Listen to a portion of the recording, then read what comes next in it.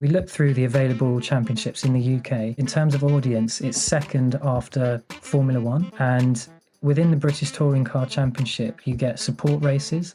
So basically, when the touring cars aren't on the grid, the time is filled to entertain the crowds with other racing series. And as part of the touring car support packages, they've got this championship called the Mini Challenge. But we thought there's a mini series. It's within this massive motorsport package. It benefits from the audience that the touring cars bring in, both on TV and in person. And it's a lot more affordable than the touring car championship itself. So let's aim for that one. Welcome to the Business Bitcoinization Show, the show dedicated to helping you enrich your life and grow your business with Bitcoin, the hardest money on planet Earth. I'm your host, Josh Friedeman, and our guest today is Charlie MacKenzie from Bitcoin Racing. Today, we talk about how the 2008 financial crisis set the stage for he and his entire family to be interested in understanding the financial system and being prepared to learn about Bitcoin. We're also going to be talking about how the entire family developed Bitcoin Racing as a business to educate other people about Bitcoin. We're going to get to our interview with Charlie right after this. Business owners, unlock the benefits Bitcoin has to offer your business with the Bitcoin for Business Quick Start Guide. This 27-page guide highlights the 6 ways you can grow your business with Bitcoin. Check it out in the show notes. Charlie, welcome to the podcast. Thank you, Josh. Absolute pleasure to be on this show, and we really appreciate the invitation and the format of your show. It looks really cool, a nice, unique podcast, and we were really excited to come on. So I know we've been wasting time, took ages to come on, but we're finally here, and we're so excited and so grateful, and it's been a pleasure to meet you, to get to know you more, and really excited for the show. Thank you. Well, it's good to have you guys on. So I like to start off every single interview with a few questions that help us to get to know you a little bit better and give us some insight for our own lives. You ready to start off with these? Definitely. So the first question is, when and how did you first learn about Bitcoin? Okay, that's a good question. So it's kind of a convoluted story, I guess, but I always say that our journey started in 2008, but it wasn't because we found Bitcoin at pennies, unfortunately.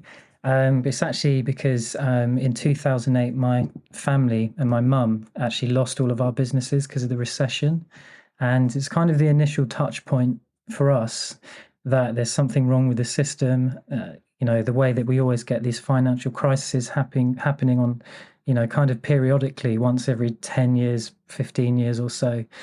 So it obviously gave us a distrust of the financial system, because it really kind of wipes out my family and set us back to square one, which was obviously a difficult time. And then the impact of that basically meant that from 2008 onwards, obviously my mum was on a much lower income because she wasn't the director of these businesses anymore. And she had managed to actually get quite a nice house that we live in now, in a relatively expensive area. But obviously with the lower income, trying to hit the mortgage payments was pretty difficult. So from 2008 up to 2020, it was only really paying off the interest on our mortgage and never the principal sum. And then, so it got to 2020 and we received a letter from the bank, Lloyds Bank, and they said, you've got 4 years left until your mortgage period finishes. You need to pay off the huge amount of money, and interest occurred that you haven't been picking into since 2008. And that scared us a lot. We didn't want to lose another family property. My grandparents lost theirs in 2008. It was like systemic through my whole family because they're all involved. And my mum sat us all down and said, let's talk about our strengths and weaknesses and opportunities, and see if we can come up with some idea together to save this house, to earn the money to kind of stop us from losing it, be able to pay the bank. And we went through all sorts of ideas. There was a possibility of starting a new restaurant, because obviously my mum had good experience there, but it was very lucky we didn't, because in 2020 we had the lockdowns and our new restaurant would have been forced to close, which would have literally obliterated us. So we dodged a bullet. We had the idea of maybe hiring a warehouse to do Amazon distribution. So we were going through all sorts of plans, different ideas, but none of them really felt like they would be able to raise us the sum we need to get this sorted. And my line of thinking was slightly different. And because it was COVID time, we saw lockdown starting, businesses closing, money being printed. And to me, it felt like this is going to cause a recession or some sort of financial crisis. And because we knew that during recessions, because we went through 2008, that you get these big wealth transfers, they go from the middle class and the lower class like us to the rich. I literally just Googled, how do you get on the positive side of a wealth transfer? And I found a documentary called The Hidden Secrets of Money, which is actually predominantly focuses on gold as a store of value.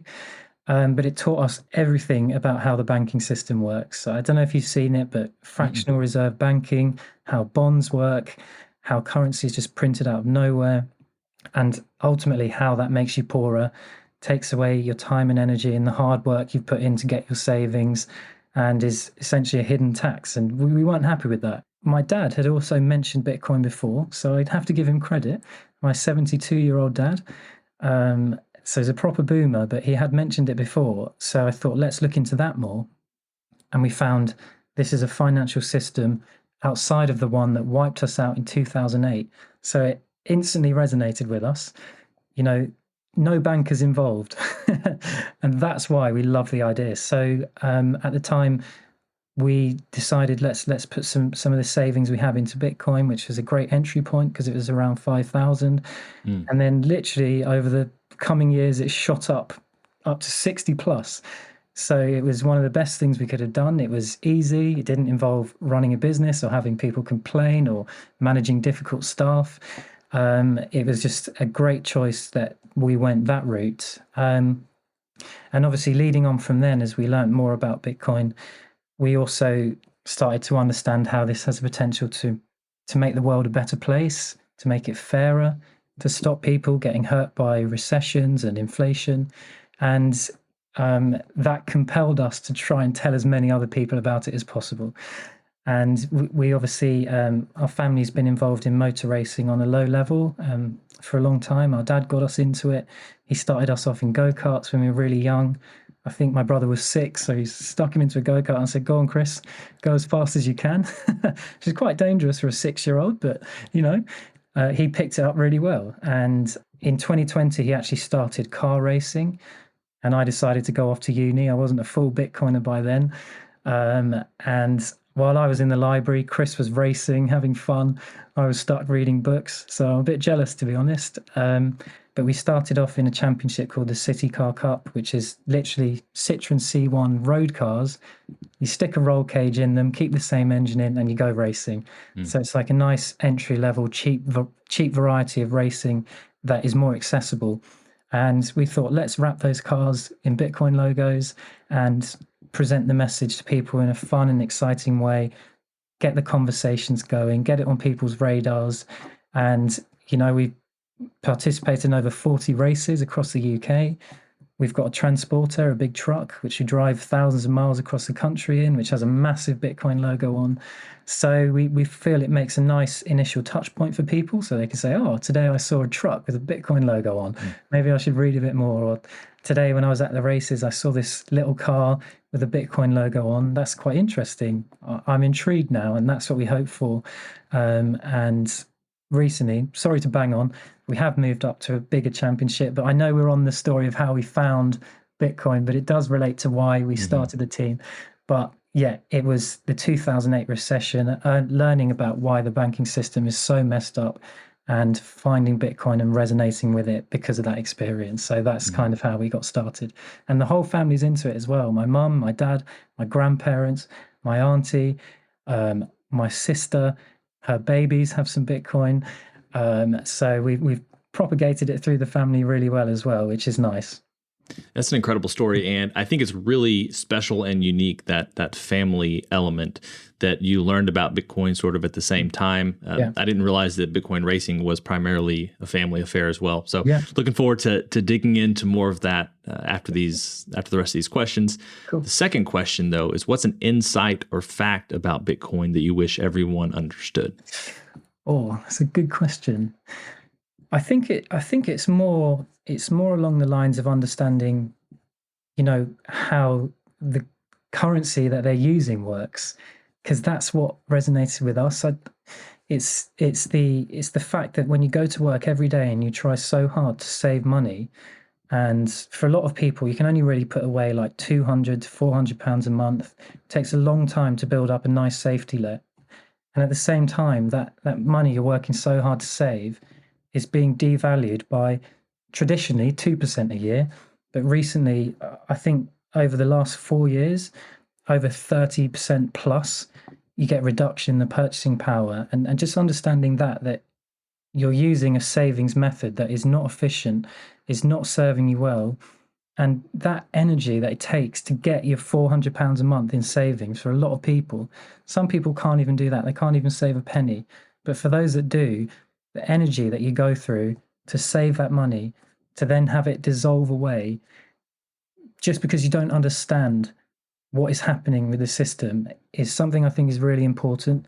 So I guess what they need to learn is how the system's working, what's causing inflation, and then how Bitcoin's an alternative by having that cap supply, no bankers, no CEO to kind of mess with the system, change the rules, and you can know and live comfortably that Bitcoin is always going to operate exactly as the code sets out, and there will be no changes to it, no nonsense, and no corrupt parties doing anything bad. And also how when you take those savings and you put it into Bitcoin, you could actually get an annual return of 75% on average, rather than minus 2% guaranteed per year. And the other thing is that the inflation rate compounds as well. And that's when it gets really dangerous. Like it's not just 2% each year, it's the combined inflation over the years that is hitting you. And obviously with products and services getting more expensive at the same time, I think it's just an understanding of how the banking system is working. And really, I wish schools taught us that, but there's clearly a reason why they don't, so that we join the workforce, save up just enough to kind of be able to pay for any disasters that may come up, and get stuck serving in the corporate world as, what do we call them? I think the word is, I can't remember the word. It's a bit rude, so I won't say it, but yeah, you just get stuck in the corporate world. So I think I think of like the term golden handcuffs as well. There you go. That's it. The rat race was the word I was looking for. Yeah. Yes, definitely a temptation to stay in once you are comfortable. And that's a major danger. So question number 3 is, what's the Bitcoin resource that you most recommend to other people?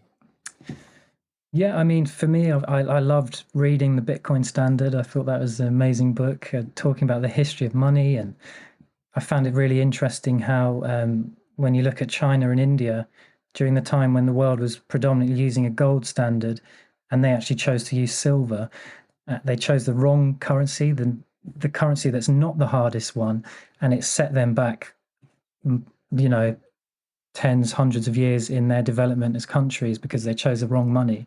And it feels to me like the hardest money we now have that countries should be choosing is Bitcoin, because it is obviously the hardest form of money we now have.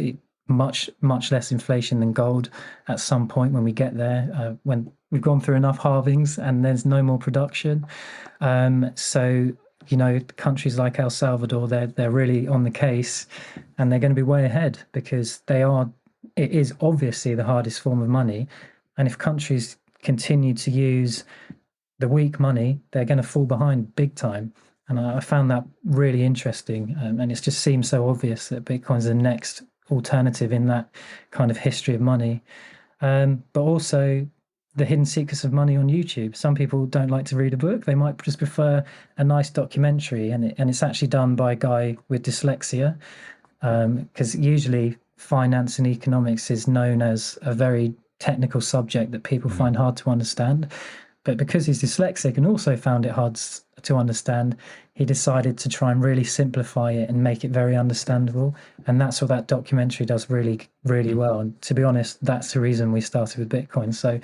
So start with a nice, easy documentary when you're chilling out. And then when you've kind of clicked, get the Bitcoin standard to make it stronger. And I think after we read that, that's when the Bitcoin racing team kind of started. Question number 4 is, beyond Bitcoin, what's a resource, tool, or idea that's been helpful to you or Bitcoin racing recently?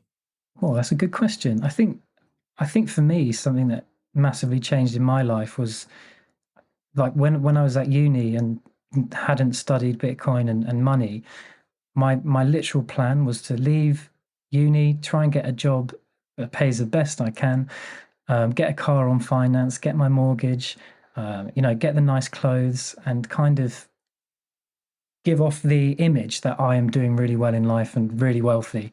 And it's a path a lot of people take. And as you move up the corporate ladder, rather than actually having more expendable income and more savings, people get a bigger house or they get a nicer car, they increase their credit card debt, and they get stuck in a cycle which you literally can't escape from. And it may look good on the outside, but the minute something happens, an economic crisis, or you have a big bill you need to pay for, you're absolutely stuffed. So finding Bitcoin just made me realize that the value of saving money, and rather than trying to show off to people to look like you're being successful, buying the designer clothes, which I always used to do. Like whenever it was Christmas and I got some money, I'd go to the outlets, to Ralph Lauren, and just buy a load of rubbish that I didn't need and no one cares about. No one cares about the car you drive or what you're wearing. It's literally irrelevant. Sometimes when you've got a nice car, you might get some looks, people will give you a compliment. But the value of having savings and strong investments and the ability to have freedom later on is much more worthwhile and a much better place to put your money. So now literally all my clothes, I hate going shopping now. I have a banger of a car because I just want to save in Bitcoin, actually. So if I ever have a crisis now, or I need to go to another country for whatever reason, or there's an event that comes up, I'm not going to struggle to sort it out because I've been sensible with my money. And even if it's not Bitcoin that people find it, at least save in the S&P 500 or do something just to protect yourself, and don't worry what other people think. So it's really like, I was very consumeristic, worried about what people were thinking, and now I've moved away from that for the long-term time preference. I think for me, that's been the best thing. And I suppose for the race team, it's the ability to just stay consistent and to believe in the mission and the development of Bitcoin. And, I think when we started, I'm pretty sure we caused the bear market, because we started and then the Bitcoin just started dropping dramatically ever since Bitcoin racing was born. So I suppose I should apologize to everyone for putting them through that. But knowing that the system is growing, there's going to be more people coming into Bitcoin, the price is likely to go up just because of the halvings and the reduced supply and more interest. That would mean that companies in the Bitcoin space will have more marketing budgets. They'll be more likely to do some fun and exciting marketing. And hopefully some of that will come towards Bitcoin racing so we can move up the ranks in motorsports and go a bit further. So I think if I was running just a normal race team, I would have given up a long time ago. But it's that feeling of knowing that the Bitcoin space in general is going to improve.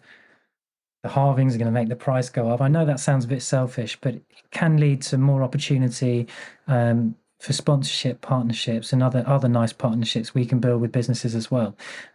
Obviously, when they've got more capital and they're not in the depths of the Bitcoin racing bear market. Well, I'll tell you what, there are a lot of Bitcoiners out there who are very thankful to you if you're the one who caused the bear market, because they had one last chance to buy Bitcoin under $20,000, assuming they had savings at the time. So there are some very positive things about bear markets, even though they can be difficult. I agree. So now we have our final, what we call our arbitrary but insightful question, and it's this: as a general life principle, is it better to ask why or why not? It's definitely better to ask why. I hope people say that, but better to be more inquisitive and to understand how systems are working. Not to say, why is money working like this? Why am I getting poorer? And I actually studied biomedical science at uni and then genetics. So one of the good things that came from that, obviously, apart from the student debt, was that you think more critically. And if you're presented with a piece of research or some scientific literature that you're looking at, you always have to ask, why have they achieved this result? What have they done to get there? And have they used the appropriate methods to reach that point? So you always need to critically analyze and review information you're being presented with, which is why I think, to be honest, I'm quite distrustful when I hear information and ask, why is that being presented to me, and where are the sources from?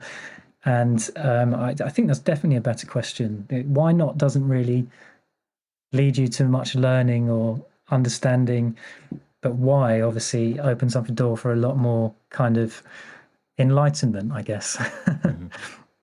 If you were hit by a bus right now, could your family access your Bitcoin? When's the right time to stop hodling and use Bitcoin to impact your family's lives, not just yours? What if Bitcoin doesn't reach the value you expect, or it takes longer to reach that value? Do you have a plan? Do you have the proper trust structure to avoid probate, maintain your privacy, and minimize taxes? Do you want to avoid taxes to stack more sats or leverage your stack without selling? Should you add Bitcoin to your business's balance sheet? Are you truly confident in your self-custody setup? If any of those questions made you stop and think, you probably realize that simply buying and holding Bitcoin is not a complete financial plan. That's where Strong Wealth comes in. Orange-pilled advisors blending traditional financial planning with deep Bitcoin expertise, giving you the best of both worlds, so you can sleep peacefully knowing you're making the right moves for your family no matter what happens. Schedule a free call at strongwealth.net. That's strongwealth.net. Strong Wealth, wealth management for Bitcoiners by Bitcoiners. Today's episode of Business Bitcoinization is proudly brought to you by Velis Commerce, where the future of business technology meets Bitcoin. As we journey through the era of Bitcoin and its transformational impact on businesses, there's one name that stands out: Velis Commerce. Whether you're looking to build a cutting-edge website, a seamless mobile app, or custom software, Velis is your go-to team. They've been diving deep into the world of Bitcoin since 2014, making them one of the most experienced groups for integrating Bitcoin and Lightning payments into a variety of digital platforms. But here's what truly sets them apart. Velis Commerce doesn't just build. They bring a wealth of knowledge to ensure your project's success from day one. Their team understands the nuances of Bitcoin, ensuring that your business stays ahead of the curve. And for all business Bitcoinization listeners out there, Velis Commerce is offering a free consultation to kickstart your project the right way. So if you're ready to future-proof your business in the coming age of hyper-Bitcoinization, head over to veliscommerce.com or reach out on Twitter at veliscommerce. Let's make sure your business thrives in the Bitcoin era. So, Charlie, we're here today to talk about Bitcoin racing. You've talked about it some already, and I think there's probably two main directions to take this. First of all, a little bit about racing, the type of racing you're doing and what that looks like, as well as how you incorporate Bitcoin into what you're doing. So maybe if you could just catch us up on what type of racing you're doing, what that looks like, and about the sport in general. Definitely. So we started off in the entry-level championship in the Citroen C1s, but it's more like a hobbyist championship, and it's not a professional one. It's kind of people who want to dip their toes in, try some racing, and have some fun on the weekends. And it's not the kind of series that attracts a large number of participants. There's no television time, for example, and the crowds are predominantly the supporters of the other teams racing on the day. So we did 2 years in that championship. It was amazing practice for Chris because it's a front-wheel drive, 60 horsepower car, and mastering how to drive a front-wheel car, that was brilliant for him, and he's become a really good driver. And then so in order to actually present the Bitcoin message to more people and get it out there in front of larger audiences, we needed to look for a championship that had the TV time, brings in tens of thousands of spectators. And so we looked through the available championships in the UK, and we actually have the third largest series in the UK it's the biggest UK one, but in terms of audience, it's second after Formula One. So still gets massive audience. And within the British Touring Car Championship, you get support races. So basically, when the touring cars aren't on the grid, the time is filled to entertain the crowds with other racing series. And as part of the touring car support packages, they've got this championship called the Mini Challenge. So it uses the JCW Mini, 300 horsepower, sequential gearbox. But because it's minis as well, it's actually more affordable than the Touring Car Championship, which can cost from 500,000 to £1 million per season. So it's big money. But we thought there's a mini series. It's within this massive motorsport package. It benefits from the audience that the touring cars bring in, both on TV and in person. And it's a lot more affordable than the Touring Car Championship itself. So let's aim for that one. And we've managed to get Chris a Mini and a few sponsors as well. A mining company called Green Mining Dow, and actually a company he works for in London called Archax, who were really cool to support their own staff member, which we found amazing. And they're an exchange that's regulated in London, so they can't get up to any mischievous behavior like FTX, for example. So it's been great to have them as well. And a few other companies on board as well, which has been brilliant. So we managed to get Chris in the minis, and we've now completed 18 races. The races have been on ITV4. Over the season, you get over 40,000 people per race weekend. So it's incredible, the atmosphere and the number of people that come along. And it's been a really interesting experience for us, because we're going from a hobby championship to a professional elite motorsport series. So that's been interesting, because as we mentioned, as a small family team, we've got an apprentice who's 17 called Talon, and my dad who's 72 who looks after the management of the car. So they do a lot of the mechanics for us. But compared to some of the other teams in that series, for example, there's a team called Accelerate. They've got 10 cars in the Mini Challenge. And by having 10 cars, you can compare data between the vehicles, you can compare the setups between them, and you can say, okay, this car with this setup achieved the fastest lap time. We're going to copy that setup on all the other ones in our team. We've also got a team in the series called Napa, who are the Touring Car Championship champions. They've got 4 minis in the series as well. So competing against them hasn't been easy. Obviously, with a slightly lower budget than the big teams and a smaller team, keeping up with them has been a learning process, but a really fun one. And we hope that we can take what we've learnt to progress further on, hopefully again in the Mini Challenge next year, to get some much better results. So he has achieved a few podiums, which has been awesome. And then hopefully to move up the ranks to bigger series with more viewers, more people who we can orange pill, basically. So that's basically the mission and how it's been going so far. So 2 questions here. How many cars usually are racing? You just described, 10 cars for one, 4 for another. There's you. Is it usually like 15 to 20 cars all at once? Are there series? And then the next question would be, is the next step to hop up to touring, or are there some steps between where you are now and touring? Great question.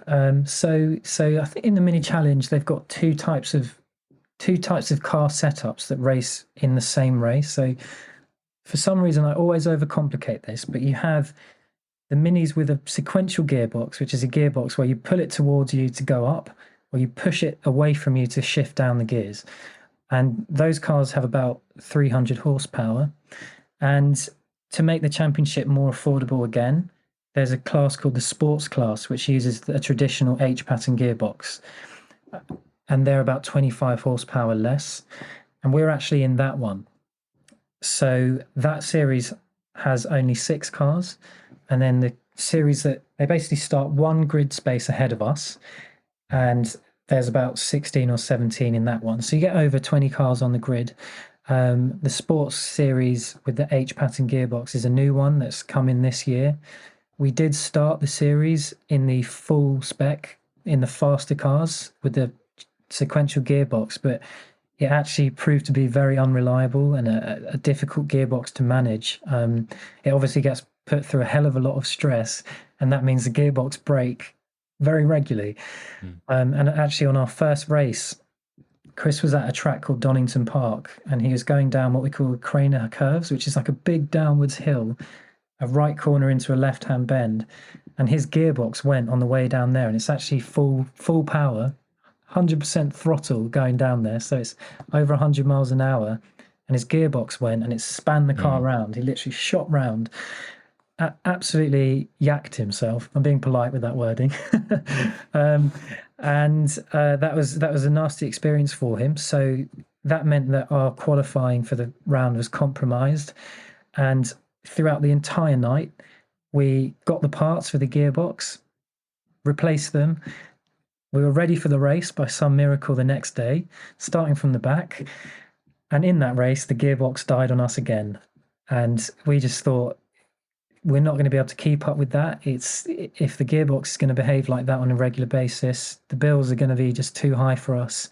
And it's not something that, is going to be sustainable. For the current time for the team, that's not sustainable. But we do hope to move back up to the main championship, because obviously being nearer the front, you get more camera time. It's more recognised as like the more elite series in the minis. But for Chris, it's been a great opportunity for us, one, to be able to complete the full championship, and two, for him to get loads of amazing experience with a much faster car than he's used to. So hopefully, and now to talk about like the progression of where the team wants to go next year, back to the full spec with hopefully a better budget, so that Chris can be more towards the front of the grid, being that more, the main star of the show in the minis, basically. It'd be nice to get him up there. And then moving forwards, we're quite interested in some of the other support races. So we've got a 5-year plan. It would be the Caymans, which is a Porsche Cayman Cup, which is, again, a support race. Then the Porsche Carrera Cup, which uses 911s, these beautiful cars. They sound unbelievable. And then potentially in year 4, we'd like to go more international, so to race in multiple different countries, because we can obviously reach even more people doing that. And there's a championship called the Porsche Super Cup, uses the same 911s, but it's actually the support race of Formula One. So like I said with the touring cars, when the touring cars aren't on the grid, the minis are out. When the Formula One cars aren't on the grid, the Porsche Super Cup is on the grid. So they benefit from the millions of people that come to the races and the millions of people that watch the TV shows. So it'd be very cool to try and get him into the Porsche Super Cup. And then in year 5, it's debatable, like maybe do Porsches again or try the Touring Car Championship, being the elite series in the UK. And that last year, I think it had 83 million viewers. It's broadcasted all over the world on TikTok. All 30 races are televised, so it's got 10 more races each season, and just a huge championship. It's one of the most famous sports in the country. So it's going to be interesting trying to find a route to get there.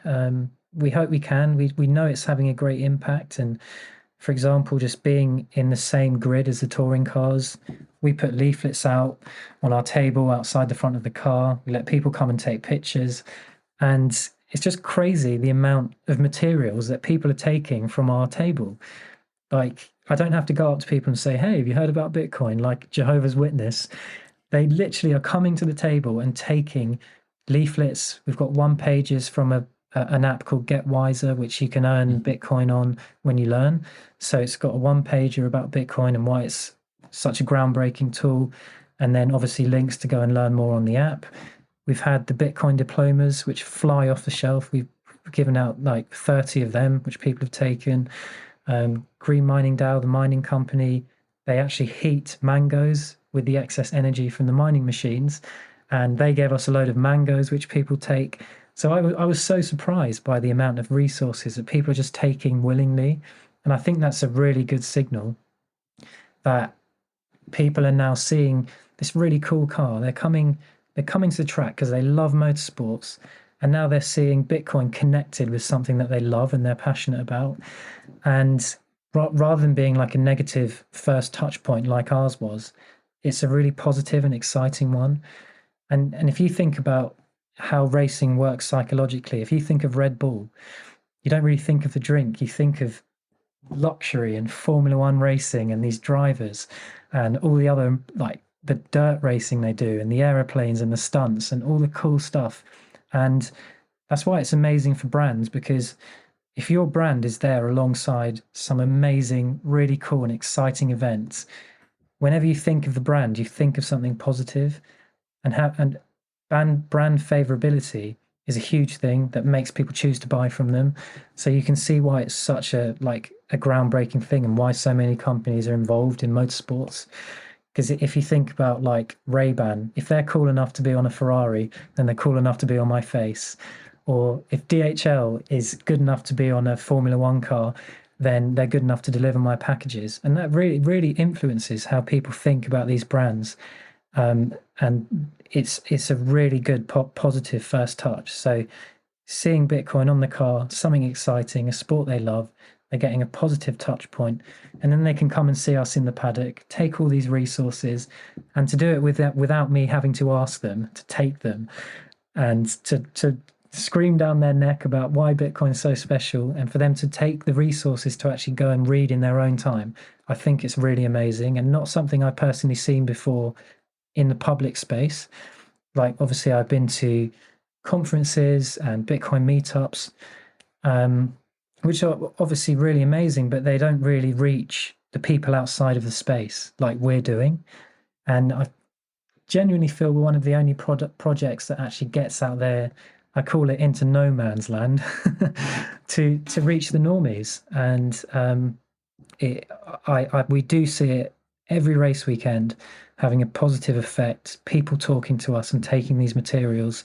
It's just been such a cool thing to see. And obviously that wasn't something that happened when we were in the smaller series without enough people.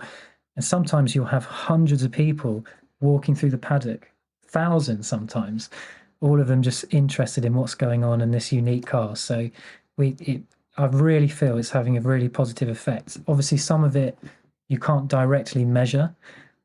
It's like, I don't know how many people have seen our car and then gone on to learn more.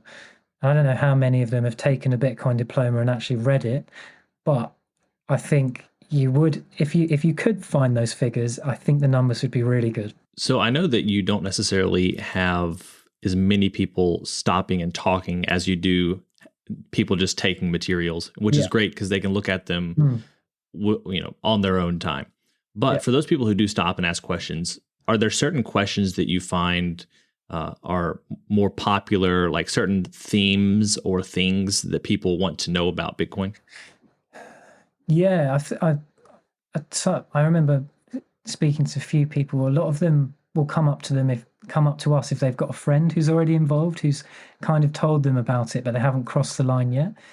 Those people come and say to us, "Oh, my friend really loves Bitcoin," and I'll be like, "Oh, so have you got started yet? Has he managed to persuade you to start buying some Bitcoin and things like that?" And it's quite interesting, the kind of things they go through. And trying to understand what they know about it already and what their friends have told them, and then building on that with some of our own comments on what we believe about Bitcoin and what makes it special, and building on what they already know is really exciting. A few people think we're sponsored by Bitcoin, which is obviously a good opportunity to talk about how it's decentralized and there's no CEO behind it, and that actually we're doing this because we believe in Bitcoin is going to make the world a better place and more fair. And we do it through our own pocket as well, through some sponsorship. So that's probably the most common thing that comes up. Are you sponsored by Bitcoin? And it opens up a really good kind of category about Bitcoin that we can go into to describe it in more detail with them as well. So we haven't really had any negative comments come towards us really as well, which is good, because I know in the UK and obviously lots of other countries, there's lots of people worried about the energy use, and they don't have a full understanding about how Bitcoin can help with the energy sector and improve sustainability. But in general, it's not been a negative experience for us at all. No one said, "Oh, what are you doing? That's a scam. It's destroying the planet," which is a really cool thing as well. And So it is interesting what kind of comes across through people, but it's mainly, are you sponsored by them? And then we can talk about the decentralization aspect, and also building upon what people who have had attempted orange pilling moments but haven't quite gone over the curb. They come up to us and we speak to them as well. So those are the main kind of topics. So speaking of sponsorships, you were talking earlier essentially about brand equity and how a lot of brands like to be associated with something cool like racing. Yeah.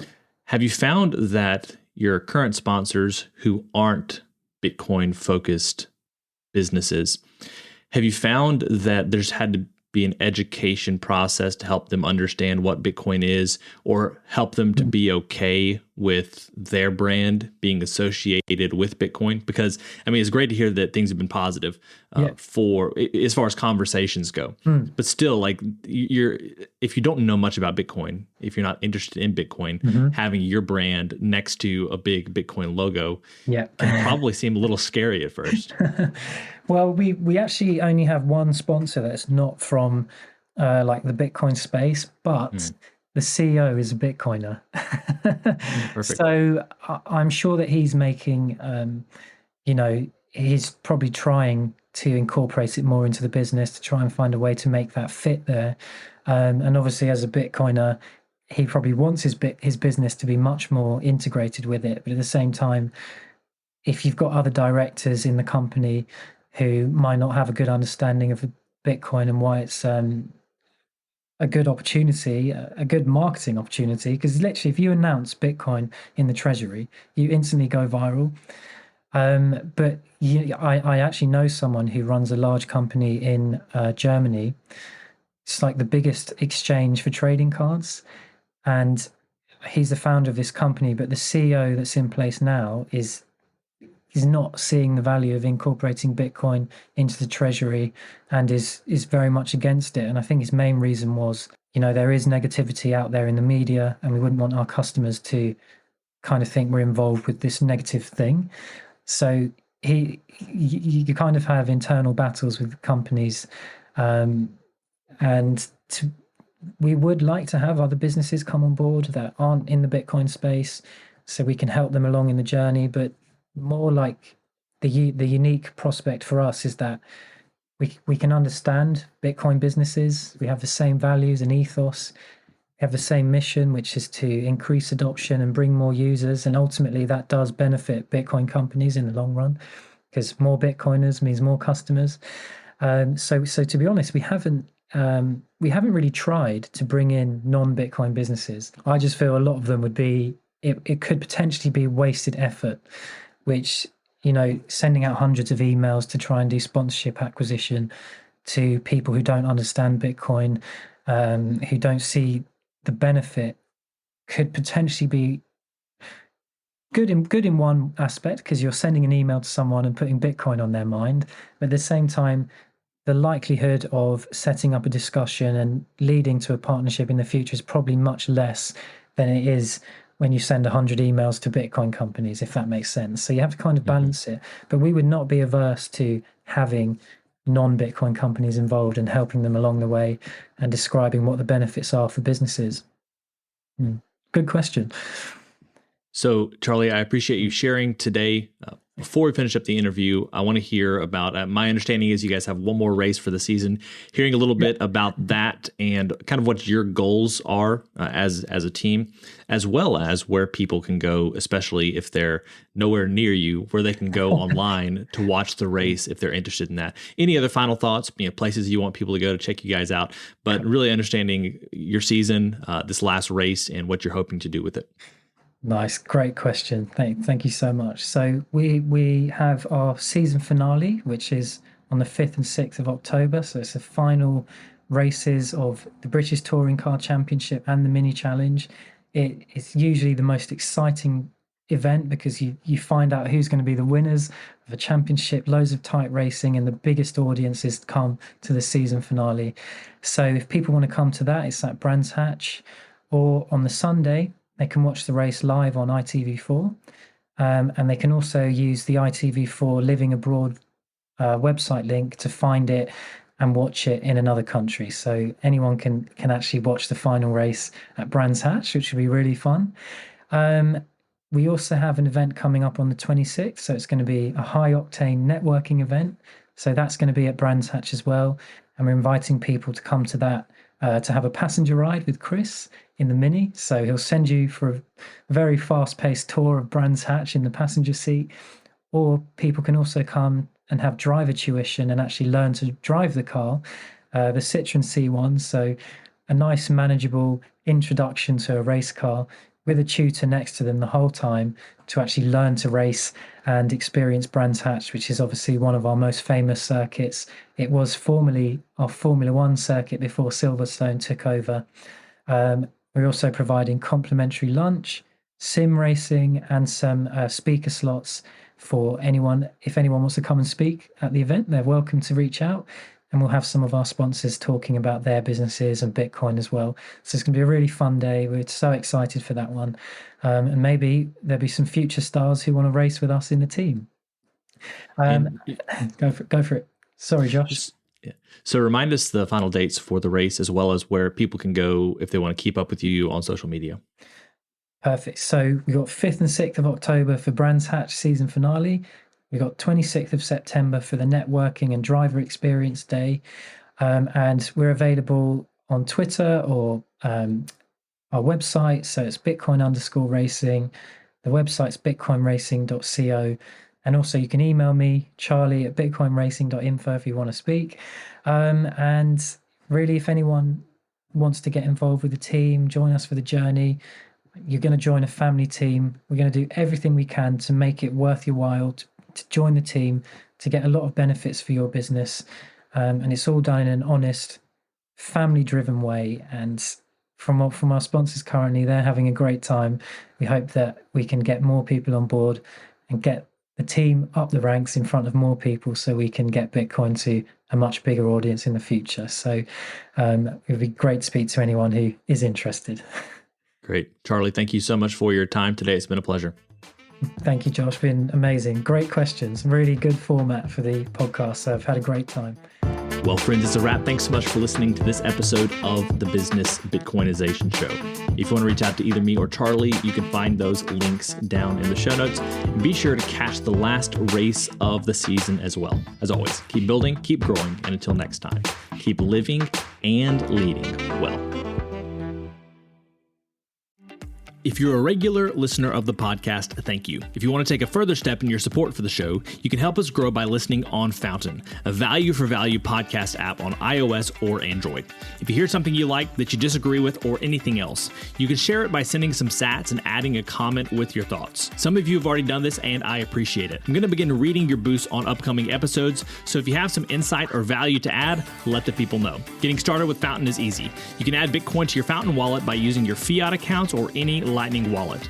And one of my favorite features is that once you're using the app, you can earn sats just by listening on Fountain. Check out the link in the show notes to get started with Fountain today.